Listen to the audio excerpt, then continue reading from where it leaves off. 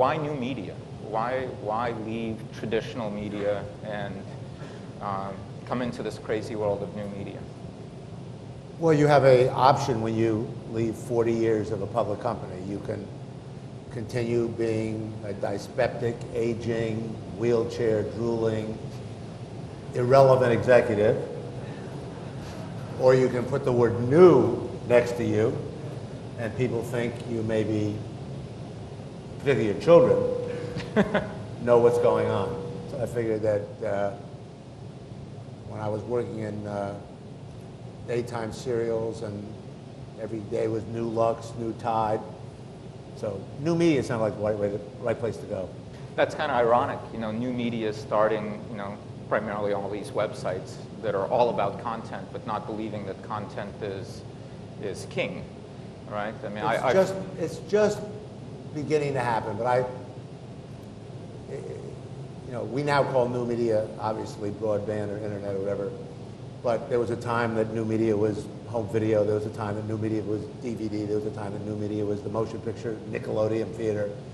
So new media is just is really the latest in a distribution platform to bring community or ideas or story-driven content to a public.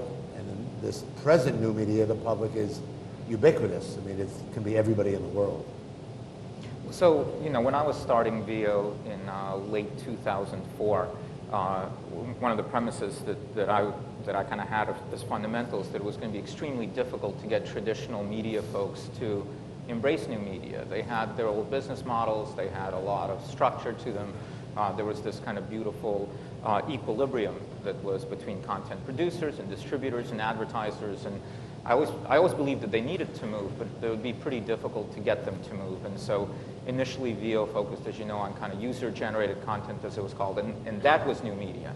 And so now you've got folks like yourself and Herb Scannell that used to run Nickelodeon that are jumping in and really kind of bringing that experience of traditional media to new media. How are you using that kind of traditional media experience to help you in this new world, which has really very different dynamics than traditional media, at least I think? It has different dynamics in the technology, but it doesn't have different dynamics in the terms of story. The same rules from caveman to obviously the Greeks and Shakespeare and Ralph Royster and whatever, American theater, novels. The idea of what a story is, we all learned in high school English and theater, and those really will prevail in new media and old media. What's different, of course, is once you get the story done, somebody has to deliver it, and that's what historically has been the new media. A lot of the old media, people are on their third wife and their fourth beach house, and they can't afford to let themselves make content on the economic scale that is necessary in any new form. So I remember when cable came into existence, the half-hour cost or the hour cost per episode, the residuals, the union agreements, all that stuff were very small. Mm-hmm. So the major producers of movies and television were still going to the big screen and going to broadcast. Eventually, cable became somewhat more ubiquitous, financially much more successful. The HBOs preceded actually broadcast television in high-end entertainment. Now they spend more money per half hour on the entourages, et cetera. And they've now, the highest quality programming is now on cable. And now basic cable actually, with what you're seeing with TNT and TBS, Disney Channel and others, it's no longer a ancillary market, a rerun market, but the dollars are enough that it's a primary market. When you get to this, what we're talking about now, you have to put your mindset in the same way I did when I worked at ABC in the 60s and later, which is young, new, talented, educated, not just user-generated, but 16-year-olds, but educated filmmakers who are willing to do a whole series. You know, we're doing series of 300 minutes for the same price the 1/2 hour of broadcast television is. And you need people that are willing to use this form as their minor leagues, if you were, to what they now think will be the major leagues of broadcast or movies. I worked in television for a decade at ABC, and eventually, and all the people I worked with, the Spielbergs and all the group that are now pretty much the senior people in content, their hope was to someday get into movies. Ironically, once they got into movies, they realized that the bigger audience was still in similar ubiquitous broadcasting. So Stephen is still doing cable and broadcast, and most of the big-time movie directors are doing commercials, and they're doing... So it just keeps going in a circle. But right now, the economics, and it may really be changing quickly. It could be 2 weeks, it could be 2 months, it could be 2 years, but it's happening soon, where the advertisers are recognizing how big the audience can be, and that you now can geo-block at VEO, and you can isolate down to community, and you give information to advertisers that they never before could have, and all of a sudden, if they can be protected from stuff that their consumers don't want to be associated with, this is going to explode. So my interest in it is getting in there before it explodes and being part of the explosion. So you've produced Prom Queen and All for Naughts that have been, on the internet have been real hits.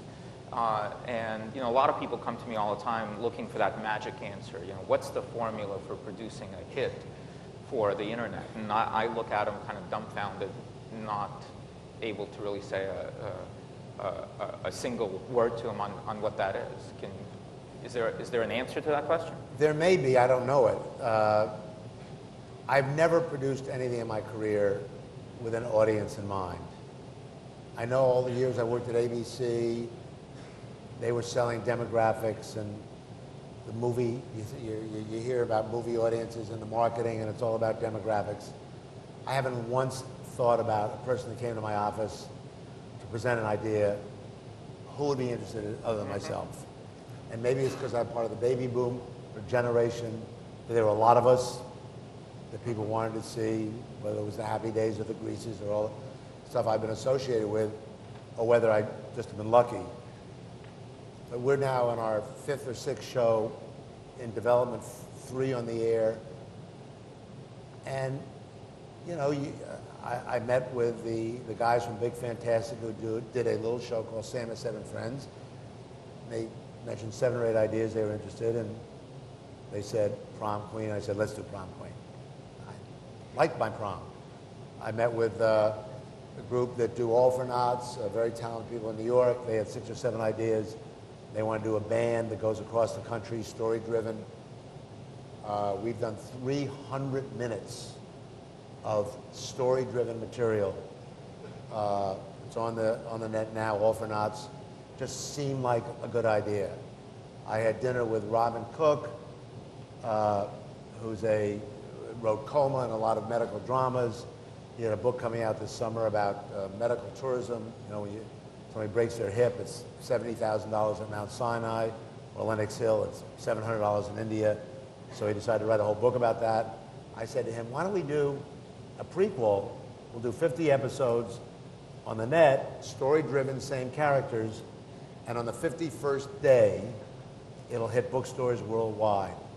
And the marketing departments of all the publishers around the world contributed something toward the physical production. So brands, what is the role of brands in new media? And when do they start playing that role? Do they get in early? Do they get in afterwards? What's branded entertainment? What's product placement? How do all these things fit into the kinds of shows you're producing? I think it's still somewhat in the experimental stage, but there are a lot of opportunities. We were talking last night about the idea of if a brand came in early, had an association with us as we were talking about ideas, and we were making Foreign Body, for instance, and scene 1 is in a room like this, act 1, and act 2 is in Yankee Stadium, and act 3 is in a nightclub. And then the commercials that I believe could follow, as long as they're short, 10-second, 15-second spots, if they're long enough material, somehow had the ambiance of the same environment, not the same story. The audience would get the point that the brand was involved with the creative process.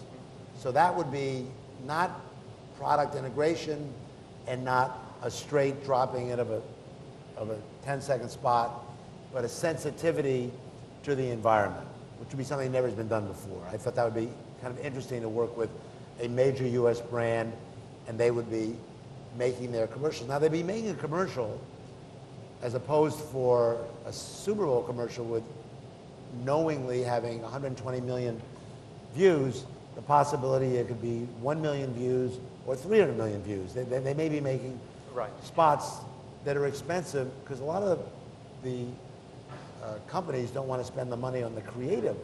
They'd like to find some other way to do it. But if they would, that's the way to do it. They can come in early. I believe that the worldwide audience is used to commercials, story-driven commercials. It's just you can't put a 30-second spot in front of a 45-second ESPN clip. But if it's correct, we do in all the shows that we have a little clip, we do a 3-second brought to you by, nobody's complained. We do a 15-second post-roll, which I don't know if anybody watches, we're told they do, but nobody complains. When we put the shows together and do 6- and 7-minute pieces, we put a 10 or 15-second commercial in it. Nobody complains. I think the pop-ups and all the new stuff that's coming on are interesting, somewhat offensive, but some of them could be worked out. I mean, we had I won't say which service in the premiere of a foreign body came up with a pop-up that said for a superb erection and some other adjectives. But Michael says he won't say which service. It was on VEO. So luckily, because of my relationship with VEO, we got it off fairly quickly. We did. But it was targeted. So it was targeted. See, this just shows you the targeting does work. It was incorrectly targeted. If it had been on the Sklar show back on Tops, a male audience who was much more interested, well, maybe not. It was a female audience, and forget it.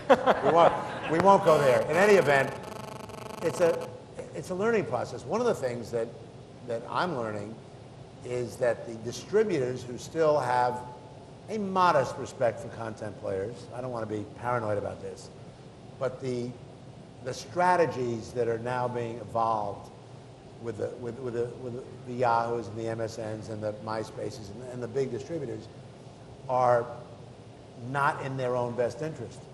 They're shooting themselves in their feet, or a single foot, but it's not helpful. Either one. It's not helpful because they are trying to elicit not only a fee to put it, hello VEO, a fee to put it on, to integrate it on VEO, but a revenue split that makes it almost impossible to, at least at the early stages, for a content producer to get enough money to cover the production. I believe if I were running one of the distribution companies, and I really believe that content, story-driven content, was part of my future, I would encourage and not look to make $2.50 early on in this realm, like Google makes enough in other businesses, and try to encourage the content players to have enough economic wherewithal to really make it.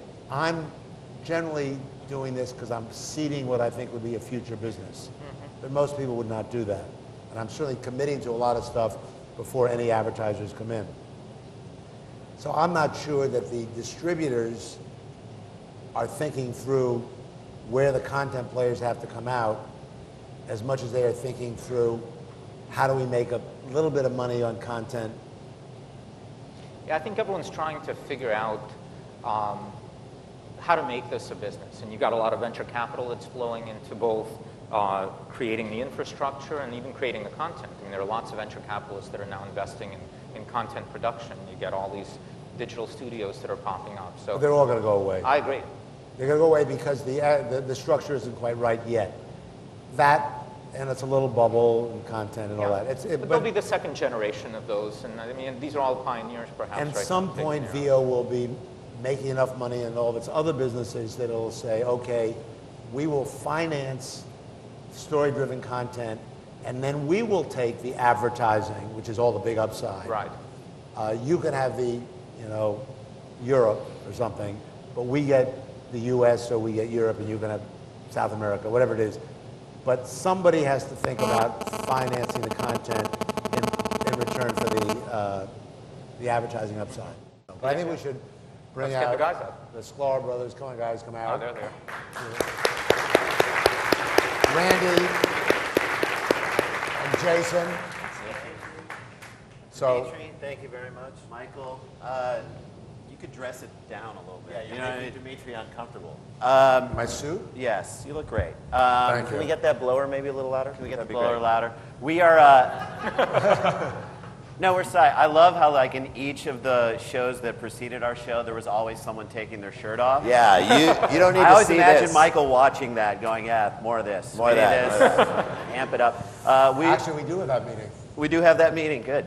The interesting thing for when you put these clips on the internet, Yeah. if you label them woman mowing lawn topless, Yes, you get a lot more hits. So we have to deal Somehow with that. get a woman. Back on top. That's the tops, name of our back first on episode, tops. yeah. Woman topless mowing lawn. We're so psyched. Describe the show. The show is basically it's the intersection of sports and comedy, which is sort of what we've been doing for the last several years on ESPN. And the concept of the show is that Randy and I play Leland and Leaf Tops, Heirs to the Top's fortune. the Tops throne, if you will. Our uncle Marvin Tops was going to give us the company, but But then- right before he does that, he sells the company to Michael Eisner. So now we have This that. is synergy. We believe it. That's right. Integrated. all product throughout the placement. process. But he's too busy to run the company because he's got other things to do, and so the person he installs to run it doesn't like us. He likes us, and so we have to now struggle to get back on Tops and get our jobs back. So It's filled with all kinds of. It is to what you were talking about before. It's sports as a backdrop, but it's character-driven comedy, and we have all kinds. You saw Kevin Love in the video from UCLA. He's going to go pro. We're shooting with a lot of athletes. Dennis Rodman. What did he do? We just What- shot with He Dennis. sexually harassed one of our actresses. Yeah, which was awesome. It's amazing. Just walk right on, sexually harassed. We're like, That's great. that was good. Print it. Let's cut that. No, he was great, but he like starts out an episode and kind of gives some advice, On why monogamy is bad to one of our actresses. and to which we pass by and we say, God, that new intern gives such great relationship yeah, advice. He's like a Dr. Sue Johansson. Only taller. So he's on the show, and we've got Russell Martin and Andre Ethier, and David Robinson's going to do something, LaDainian Tomlinson. I mean, the amazing thing to me, you talk about like the difference, we tell people know us from the stuff that we've done on TV and athletes do, and other comedians. Ed Helms from The Office just shot something with us, and Phil Morris, who was on Seinfeld, played Jackie Childs on Seinfeld. He's like a recurring character in the thing. People just want to be a part of good projects. Like, they don't care if it's on the TV or on the internets or on the movies. They just want to be a part of something that if the writing's good and they feel like it's going to be directed well. And, you have Michael Eisner there behind it. It's always a lot good of these thing. athletes wanted to come on. Yeah, they were just like, yeah, we'll be there. We'll show up. We're going to be at a photo studio. Yeah, we'll come before our game. And so it's actually been remarkably easy. And I have to thank Tops as well for being like our sort of go-between. But they'll put it out there. A guy from Tops, Eric Liebler, who was kind of helping us out with it, said, I'm going to Eli Manning's house this afternoon. I'll ask him if he wants to do something in the series. And he did. And Manning was like, that's great. Who are those guys? I think we forget that athletes are 23, 24, 25-year-old kids. And they're on the internet all the time, just like we are. And so they when you say hey, we're doing something for the internet, it's not something that's weird to these guys. It's something they know and they're familiar with it. So it makes us. So it's been fun, and we have some crazy, great storylines. Like you saw the guy taking pictures of Russell Martin, and we feel like, again, a lot of top stuff like that. We feel like the cards are looking the same, and we need to get inside the players' minds and find. We want to know what their inner monologues. Like we want to know that Chris Benson, who's a pitcher for the Orioles, has a hot wife, but it may just be too much for him We want to to see handle. that in the cards. Like we want to see that in his picture as he's doing. So we pitch an idea that we need more avant-garde photographers to take the photos for the baseball Like, cards. can you imagine The whole Kurt? concept being that because these are the nephews Of the Uncle owner, Marvin Tops. Now whether or not the new owner, Will like us. they can run the company. And Right. Well, and all of that is wrapped around the brand, right? Exactly. Which, Right. which is beautiful for the brand. So you get to kill two birds with one stone. You get the content and the brand and all of it. what I try to do is, I should say that I bought the brand before, and in trying to bring Tops to be relevant and contemporary, obviously you want to bring them into the media, and this was a combination of that with that brand and with these guys, and it will be on Tops.com, but it'll also be on as many different platforms, the VOs, the YouTubes, the Daily Motion, et cetera, around the world to get people to But watch to it. to that end, I don't think you've never asked us to say like make the best show that you can make, and we do, and Tops is involved in it, and we figured out a funny way to kind of there are no Tops. It's not a family business, and the fact that we made it that was a choice that I think everybody thought, okay, that's a fun way to sort of attack this and Personalize it. And yeah, but you've never said, don't do that to Tops.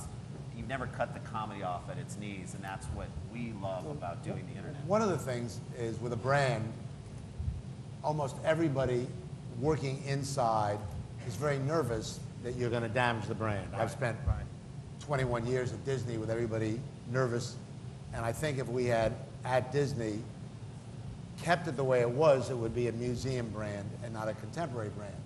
So you have to take risk, and you have to know the line in which you cannot go over, which these guys really do. And now the people that work at Tops are completely into this. yeah, they're totally behind us, and they're coming up with ideas, and they're pitching us athletes and people to use, and it is just this great.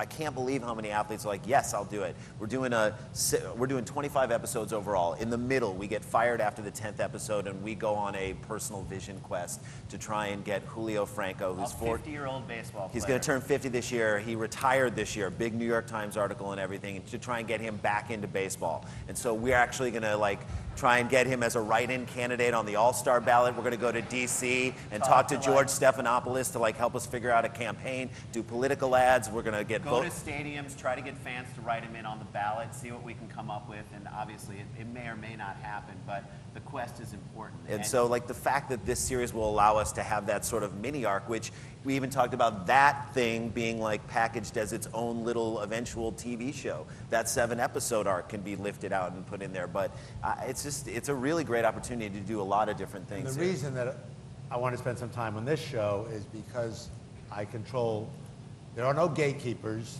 in the internet, so we all, content players, have complete control of their content. There are obviously gatekeepers in every brand, and because I could control both of these, I wanted to experiment with a brand. It's not Coca-Cola, but it is a brand that has some resonance with the American public, and with content creation and with the internet. So this is an experiment. I've seen the first 5 episodes, or pieces of it. I think it works. It's great. We just wanted to show here the bringing of it together. Yeah, it looks great. Hey guys, I think we got to wrap it up, but thanks for spending time with us. Hopefully the audience learned some stuff. Guys, great to meet you. Thank you. Thank you. That was good, yeah. Well done.